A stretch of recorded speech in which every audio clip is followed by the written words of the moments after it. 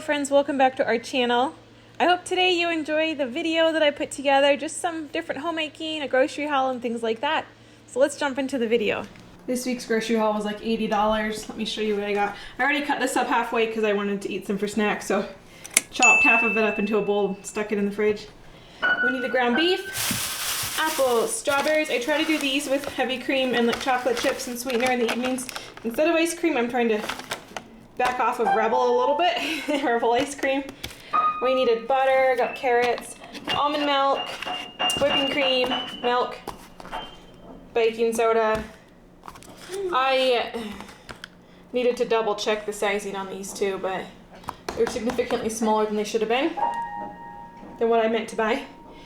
A cantaloupe, bananas, cucumber. For my husband, sometimes in the mornings he needs a quick breakfast, and so that's that. And then rice cakes for the kids. So believe it or not, this was $80. One thing that was really exciting this week was to get to 500 subscribers. So thank you to each one of you who have subscribed to our channel. We are very, very grateful, and it's super fun to be able to get to this point. So if you're new here, I'm a mom of 2 little kids. We're expecting our 3rd in a couple months. And I like to just show homemaking videos, things that I do on a regular basis. Right now, this is what my life looks like. You know, I'm in my 3rd trimester, and so I don't know as time goes on what things are going to look like in terms of video and posting schedules. But as long as I can, you bet I'm going to be putting these videos out weekly. So anyways, I needed to get some baking soda dissolved in some hot water. I had made laundry soap last week and then realized I didn't have any baking soda. So I had this jar of halfway done laundry soap sitting on the counter. And thankfully I managed to do laundry. I had some backup stuff. You know, it was like scent-free laundry soap, but still, they say it's pretty bad for you. So anyways, I was very glad to get this done.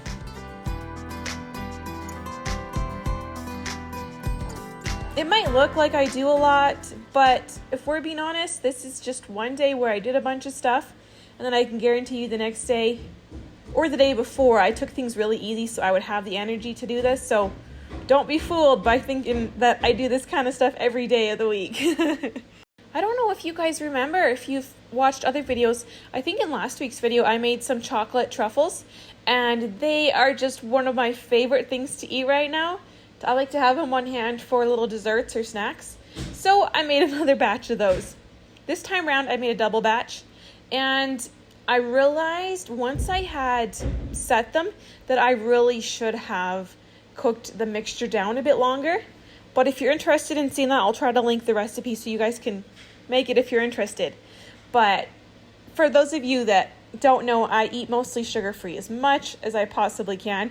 And so this is one of those things where you're just like, it's too good to be true. It's really sweet and decadent, and yet there's no sugar in it. I used a mixture of, I think it was erythritol and stevia for this. And oh, it's just so good. It really helps when you really want to eat something sweet, but you don't really want to eat sugar. So it's like the perfect thing. I like to make little mounds because then I can eat more of them. It's totally a mental thing. Like I said earlier, I should have cooked it longer and then I would have been able to roll it. But you guys, it's just so good. It's going to be for me, and I might share it with some friends. We'll see. But it's just one of those things I want to have on hand. I have to be careful when I eat it because my toddler now knows what this is. And he'll be like, chocolate, chocolate, if he sees me eating them. So I've got to be ready to share. And as you can imagine, they can get messy pretty quickly. So I keep them in either the fridge or the freezer and just pull them out for a little snack whenever I need something sweet. I am thinking if they freeze well, I'm experimenting right now, but if they freeze really well, then I'm going to do them for postpartum. And then those will be, I think, really nice snacks for like at night, or, you know, in the middle of the night when you're nursing and you just really want something. Like those, for that first week of postpartum is generally the roughest for me, just emotionally. And so to have things that are little balls of pea, as some people say, that sounds terrible, but you got to have your vitamin P, you know, your vitamin pleasure. So anyways, I'm hoping that maybe some of these will help be a little mood booster when I I'm in those early days of postpartum. It seems like the trick is to make sure that you coat them in cocoa powder fairly well.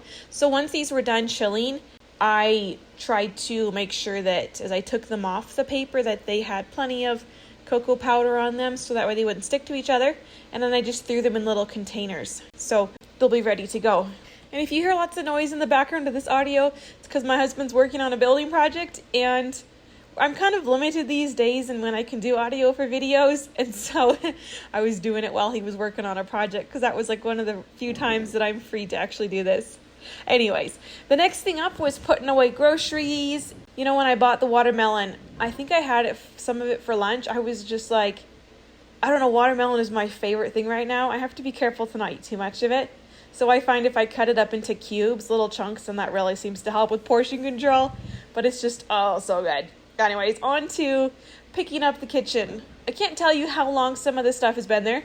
We recently installed another heating system into part of our house because we're really switching things up. And so because of that, there were like picture frames that had to be moved and I couldn't decide what to do with them. Anyways, I just needed to put a lot of the stuff away. And that I was just showing you is some of my favorite chocolate. It's the best stuff ever.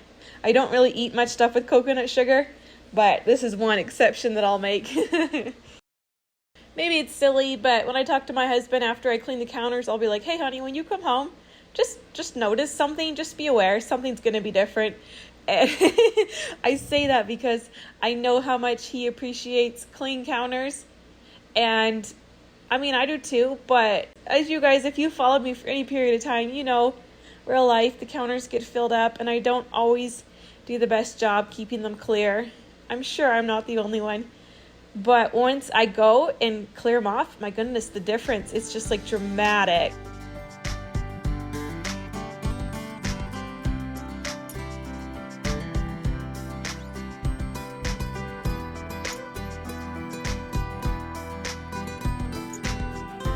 Once I got those done, I had a ton of stuff to take outside.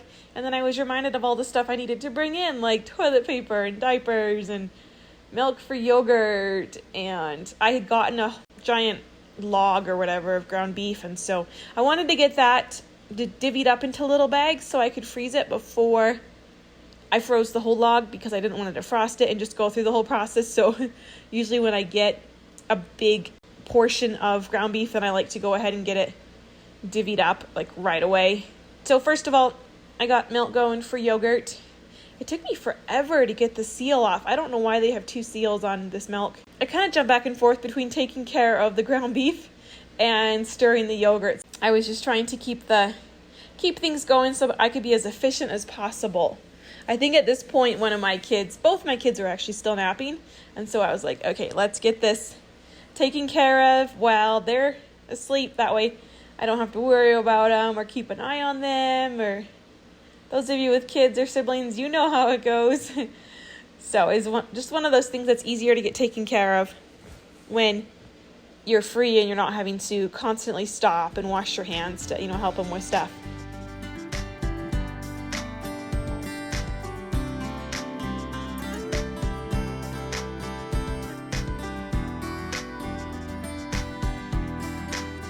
On a completely random note, my husband and I have thoroughly been enjoying Jordan Peterson's series on Exodus.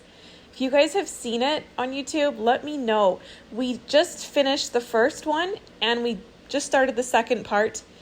It's really, really interesting.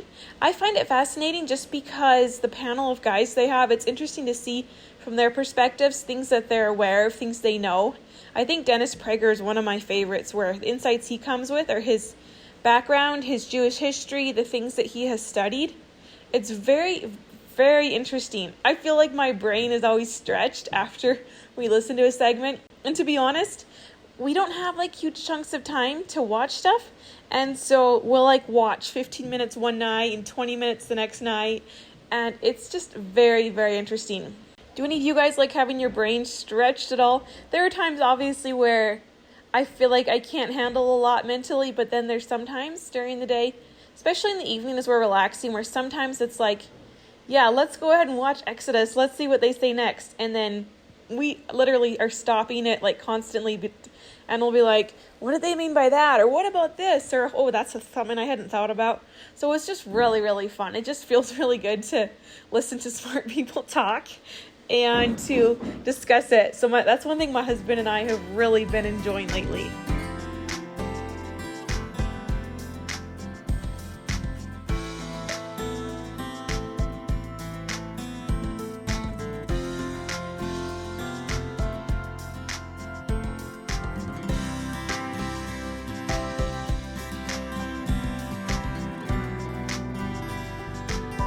At this point, my little girl was awake. She always wakes up early ahead of her big brother. And I just stuck her on the counter next to me with a bowl and a fork, and she loves playing with silverware. It's kind of funny. She actually, at supper time, will eat more food if I don't give her silverware. Otherwise, she just plays with her silverware and clanks it and just has the time of her life. It's kind of fun to see her skills developing, even though she still's not the best at using silverware. Obviously, she's just a year, but it's pretty fun.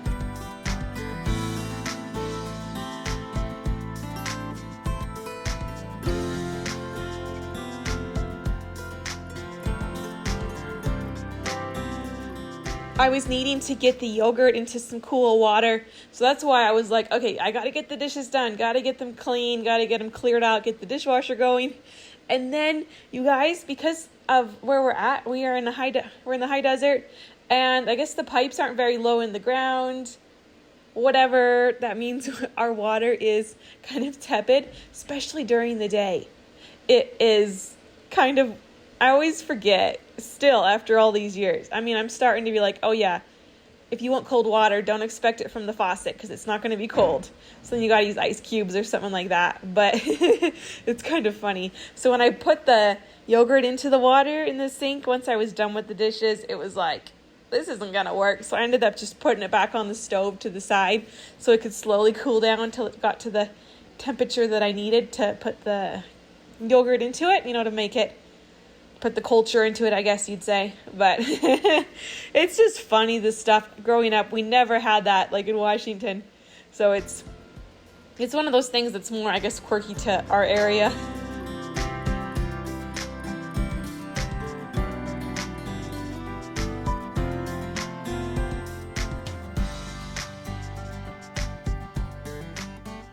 I thought I would show you our meal for the day.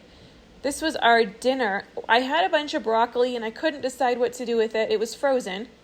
It's one of those things where it's like, oh, it would be good to have frozen broccoli on hand. And then I'm like, now what do I do with it? Let's see. I could roast it. Not everyone's super fond of that, so then I'd probably end up eating the majority of it. But I came across the recipe for broccoli cheddar soup, and my husband, he says he loves that. That's one of his favorites. So I'm like, well, this will go over well then. So it's fairly simple. You just do a bunch of frozen broccoli. This particular recipe called for okra. It's one of those fun recipes where you can blend up the okra and nobody knows. And you're giving everybody good fiber and vitamin C. Kind of a superfood. One of my favorite things to do. And nobody noticed. So anyways, it went over really well. I just cooked up the veggies in some broth and then blended it up in the blender with some seasoning. I didn't want it to be super heavy, like a super fat heavy meal, which I ended up adding heavy cream at the end. So, I mean, it tasted good. But I just blended that up in the blender, the softened veggies. You have to be careful because it's crazy hot. So, you got to watch out for that. But once it was blended up, I just poured it back into my pot and let it simmer till supper time. This was another recipe from the Trim Healthy Mama cookbook.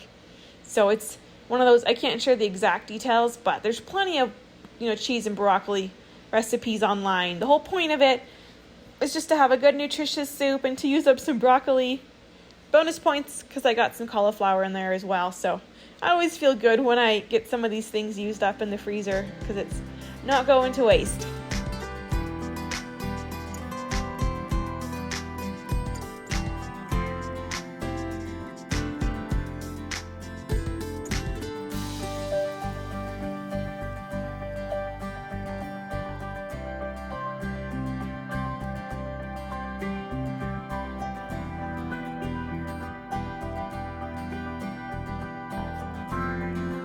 A few videos ago, I'd made some chocolate banana bread, and I can share the recipe for that. That one has been posted publicly online, and it's one of my favorites. I feel like I'm always saying that all the time, but literally, I guess I just make my favorites. And it's one of those that's great for snacks. It's great for, you could have it for breakfast. We actually did that the other day, since it is sugar-free as well. There is a bit of sugar or sweetener from the honey, but it's such a small amount that it's not like crazy on your blood sugar. So that's why I'm good with it. I don't like to use a lot of honey a lot of times, except for when I'm pregnant or stuff like that. So it's the perfect thing for right now. You're technically supposed to use super ripe bananas. I only had one super ripe, and I was like, I don't care about the rest. It might make it a little bit thicker, a little bit less soft of a bread, but that didn't matter to me. Then I used up the last of my black cocoa powder.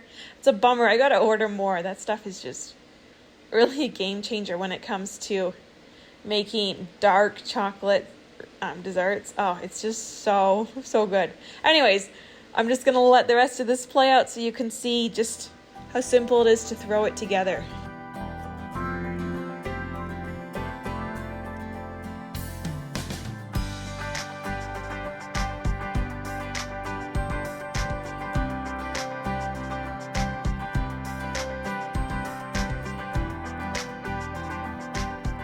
If you ever have any questions on how I did stuff or what I used, don't be afraid to leave a question in the comments. Also, I try to do my best to remember to link stuff, but on occasion I forget stuff, so I can, at this point, blame it on pregnancy brain, but I try to do my best to link stuff if I tell you I'm going to, so feel free to mention it if there's something you're curious about.